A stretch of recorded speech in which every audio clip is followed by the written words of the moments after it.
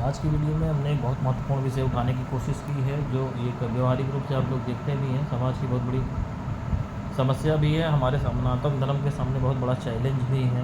तो सनातन धर्म के सामने क्या, दुनिया के सभी धर्मों में, इस्लाम में भी यही हाल है कि मठ, आश्रम या खानका इस्लाम में बोलते हैं, अपने वहाँ मठ या आश्रम बोलते हैं। इनका व्यवहारिक पक्ष क्या था, ये जो हुआ करते थे, और आज इनकी व्यवहारिक स्थिति क्या हो गई, इसी पर मैं थोड़ी सी बात आपसे करना चाहूँगा। बाकी तो आप लोग दुनिया देख रहे हैं, जानते ही हैं। हमारे वहाँ जब भारत आज़ाद नहीं था 1947 के पहले, तो राजतंत्र हुआ करता था, चाहे मुग़ल का पीरियड रहा हो, हिंदुओं का रहा हो, जिसका भी था उससे मतलब नहीं। उसमें एक व्यवस्था ये होती थी कि साधु सन्यासी अगर कोई बनता था, अपनी साधना करता था, तो एक तो उसका समाज में सम्मान था, क्योंकि वो समाज से विरक्त होकर के रहता था। और जब वो किसी स्थान पर साधना करता था रह करके, तो जनरली ऐसा होता था कि उसके कर्मों को देखते हुए थोड़ी उसकी ख्याति होती थी, तो राजा के द्वारा उसके रहने के लिए एक व्यवस्था की जाती थी और उसको धन मुहैया कराया जाता था। और उसके पहले के काल में भी लोग इतना भिक्षा और सब चीज़ें देते थे ले जा करके कि उसको खाने पीने की दिक्कत नहीं थी। ये अपने साधु की इंडिविजुअल में बात कर रहा हूँ, जो अपनी साधना कर रहा हूँ। अब जो उसकी थोड़ी प्रसिद्धि होती थी या पूर्णावस्था हो जाती थी, उनको राजाओं के द्वारा फिर जो है आश्रमों की व्यवस्था की जाती थी कि उनको मठ के लिए ज़मीन दे दी गई, मठ बना दिया गया। अच्छा, मठ बनाने का उद्देश्य क्या था कि कोई साधक अगर साधना कर रहा है, किसी पूर्णावस्था को प्राप्त होता है, तो वो ये अपने पीछे ये समाज के कल्याण के लिए ईश्वर की इच्छा से ही इस ज्ञान को छोड़ के जाना चाहता है, जिसको हम लोग उत्तराधिकार बोलते हैं। ये हमारे जो सनातन धर्म की परंपरा है कि भाई ये चीज़ हम मेरे साथ लुप्त ही ना हो जाए, मैंने जो सीखा ये समाज को काम आ जाए, तो कोई उत्तराधिकारी मुझे मिल जाए। तो इसमें फिर क्या होता था कि ऐसे आश्रमों की व्यवस्था की जाती थी, जहाँ ज्ञान के खोजी लोग आते थे, चाहे वो संन्यास्त हों पूरी तरीके से, चाहे गृहस्थ आश्रम वाले हों, आ करके शिक्षा दीक्षा ग्रहण करते थे। वहाँ उनकी रहने खाने की व्यवस्था होती थी, चाहे वो जीवन भर रहेंगे तो आश्रम में गाय होती थी, गाय की सेवा करना, आश्रम के पास ज़मीन होती थी अपनी खेती करने की व्यवस्था। यानी आप भाई समझो कि रहने खाने की व्यवस्था कोई दिक्कत नहीं थी ना, तो वहाँ रहने की कोई दिक्कत नहीं। अब ये था कि AC नहीं लगा हुआ था, जैसे कुदरती घर होते हैं वैसे रहा जाता था, गर्मी जाड़ा बरसात। और वहाँ एक ही काम था कि साधना करनी थी। वहाँ रहने वाले हर आदमी को कोई पंचायत नहीं, कोई राजनीति से मतलब नहीं, क्योंकि राजनीति तो होती नहीं थी, राजतंत्र था, तो किसी प्रकार का खुराफात नहीं करना था। गुरु के बताए हुए मंत्र का जप करना, यज्ञ करना, ध्यान करना, जिसने जो विद्या सीखी हो, तंत्र साधक हैं या योग के साधक हैं, एक ही काम होता था। बाकी आश्रम का काम सवेरे उठना, खाना पानी बनाना, कहीं कुछ जाना है मांगने जांचने भिक्षाटन के लिए तो वहाँ जाना, खेत में काम करना, जानवरों का काम करना, व्यायाम करना, और जो विद्याएँ वहाँ सिखाई जाती थी। तो ये था आश्रम मठ जो साधकों के लिए था। और जो आश्रम गुरुकुल के रूप में चलते थे, वहाँ तो सामान्य लोग आते थे, स्कूल में पढ़ाई वगैरह भी करते थे अपना।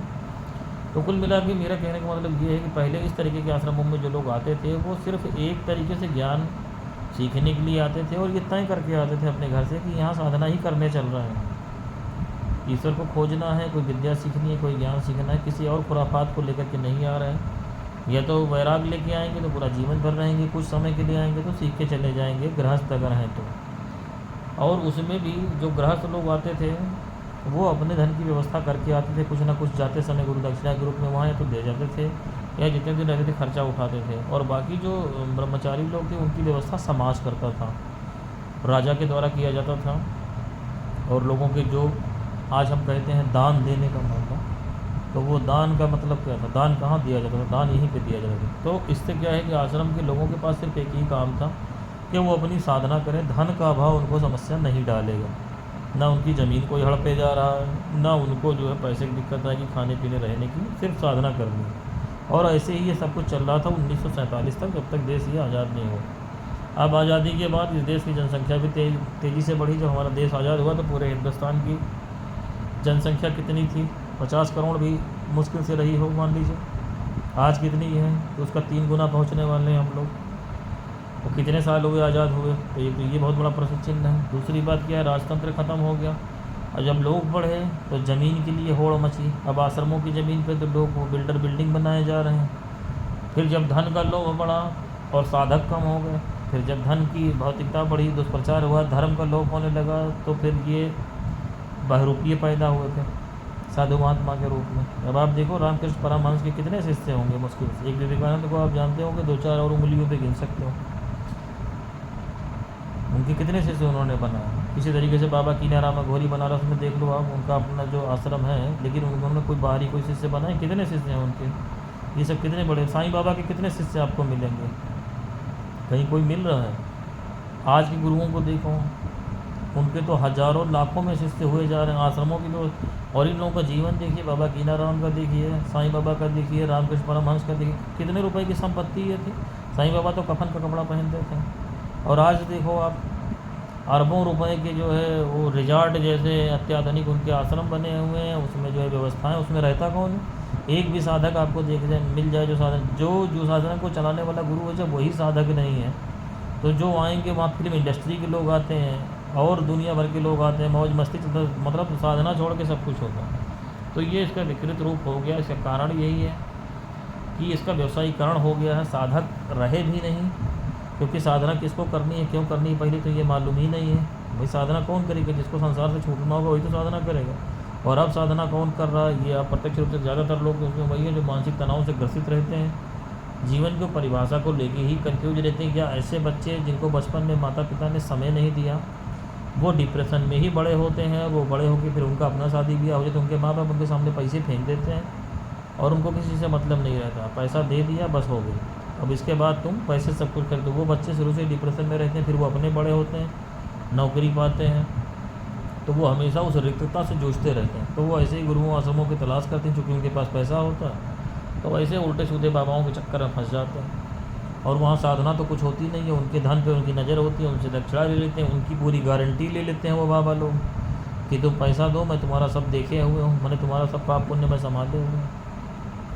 और 100 लोगों को कहो कि 10 के जीवन में अच्छा हो ही जाएगा, ये तो एक कुदरती हिसाब है कि 100 लोग अगर तुम्हारे पास बीमार आ रहे तो 10 तो ऐसे ठीक हो जाएंगे अपने आप। भाई उनके अपने ग्रह हैं, उनका समय कभी तो अच्छा आएगा। किसी कह दो साल भर में ठीक हो जाओगे, साल भर में हो सकता है उसकी दशा अंतर्दशा बदल गई हो। तो ये होता है इसका विज्ञान। और इसीलिए आधुनिक रूप से अब जो सिद्ध गुरु हैं या जो साधना करने वाले, देखिए सबके सामने वही समस्या कर मैंने अपने गुरु दीक्षा वाले वीडियो में इस बात बताया भी था कि धन की व्यवस्था कौन करेगा। आज किसी बड़े शहर में तो आपके पास इंच भर जगह नहीं रहने के लिए। बम्बई, दिल्ली, लखनऊ, बनारस जैसे शहरों में अगर आपको रहना हो और सोचो 8-10 आप अच्छे गुरु भी हैं, तो आप सोचो कि 8-10 लोगों को मैं सिखाऊंगा, तो उनको रखोगे कहाँ। आपके पास एक कमरे भर की तो जगह है नहीं। वो लोग आएंगे तो चाह करके भी आपके साथ नहीं रह सकते। कोई ज़मीन आपको मिली तो भूमाफिया की नज़र उस पर हो जाए। और जो लोग सीखना चाहेंगे उनके पास धन नहीं। तो ये व्यवहारिक समस्या है कि जो है जो गुरु हैं फिर वो क्या करें, वो बताना कि अपने धन की व्यवस्था करो, आओ सीखो जाओ, और साधना आपको अपने घर पे करनी पड़ेगी या फ्लैट में लेकर के करो। और जो पुराने मठ और ये सब बचे हुए हैं उसमें क्या है, उसमें वही लोग जो हैं जो बेरोज़गार हैं, कुछ करना नहीं चाहते हैं, खाना मिल जाए, रहना मिल जाए, सोना मिल जाए, तो वो गेरुआ कपड़ा पहन लो। सबसे अच्छा आजकल धंधा ये हो गया बेरोजगारी का, कुछ नहीं करना, गेरुआ कपड़ा पहन लो, किसी न किसी संप्रदाय में दीक्षा ले लो, चाहे दंडी स्वामी में ले लो, चाहे इधर ले लो, चाहे उधर ले लो। कौन पूछ रहा है तुम्हारा, कौन कार्ड देख रहा, साधना करो। वो मठ या आश्रम आपको मिल जाएगा, वहाँ कहीं ना कहीं से दान आता ही रहता है, वहाँ 2 टाइम का खाना मिल जाएगा। बनारस में चले जाओ, आपको कितने मठ इस तरीके के मिलेंगे, वहाँ लोग पड़े रहते हैं, जैसे वृद्धाश्रम में औरतें पड़ी रहती हैं। तो उनका कुछ लेना देना इससे जो है साधना जगत से, या जो हमारा मठ और आश्रम बनाने का पर्पज़ था वो नहीं। आजकल ज़्यादातर मठों आश्रमों में यही आपको बेरोजगार 2 टाइम का खाना खाने वाले और सोने वाले मिल जाएंगे, साधक नहीं मिलेंगे, क्योंकि साधक वहाँ की व्यवस्था में रह ही नहीं पाएंगे। वहाँ सवेरे से लेकर रात तक यही लड़ाई होती है। जो मठ का मठाधीश होता है वो कहता है सबका खर्चा मैं क्यों उठाऊँ इतने लोगों का, क्योंकि साधक वहीं नहीं। अब वो भी उसी परेशानी से जूझ रहा है कि कहाँ से जो दान आ रहा है, फिर वो दान को देखे कि आगे के लिए बचावे, क्या करें। तो उसकी समस्या है। और जो रहते हैं वो सवेरे से लेकर रात तक खाने के लिए परेशान है। अब खाने में क्या बनेगा, दोपहर खाने में क्या बनेगा, रात को मिलेगा कि नहीं मिलेगा। तो उनका पूरा वो सांसारिक व्यक्ति वाला ये हाल उनका भी। कहीं उस आश्रम में स्त्रियाँ नहीं तो स्त्री पुरुषों को लेकर के विवाद, ये एक अलग समस्या ये आ रही है। तो ये बहुत ज़्यादा देखा जाता है। उसके बाद है कि अगर ये बड़ा जो है मान लीजिए मीडिया में हाईलाइटेड आश्रम है, तो इसके गद्दी को लेकर लड़ाई।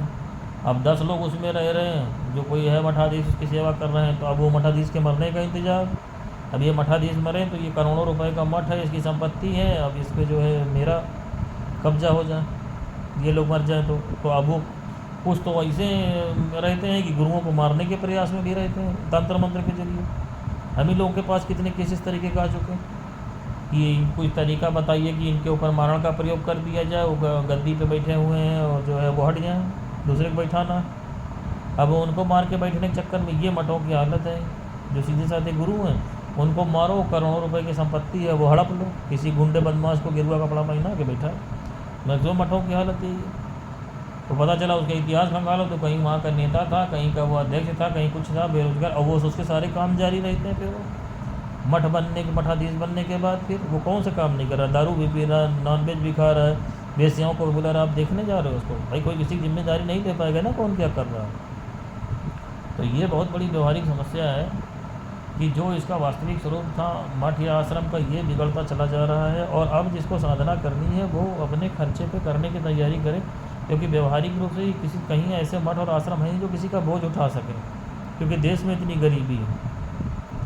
तो साधक वर्ग के लिए मैंने ये वीडियो बनाई है, बाकी क्या हो रहा है उससे मुझे कोई लेना देना नहीं है, मरे कटे सब, तो जब प्रकृति का क्रम है चलता ही रहेगा। कि जो साधना करना चाहते हैं वो कुछ व्यवहारिक बातों को आप लोग जान लें कि धन की व्यवस्था की कोई करके नहीं देगा। वो समय चला गया कि आप गेरुआ कपड़ा पहने हो, घर से निकल दिए और आप सब कुछ आश्रम वाले देख लेंगे।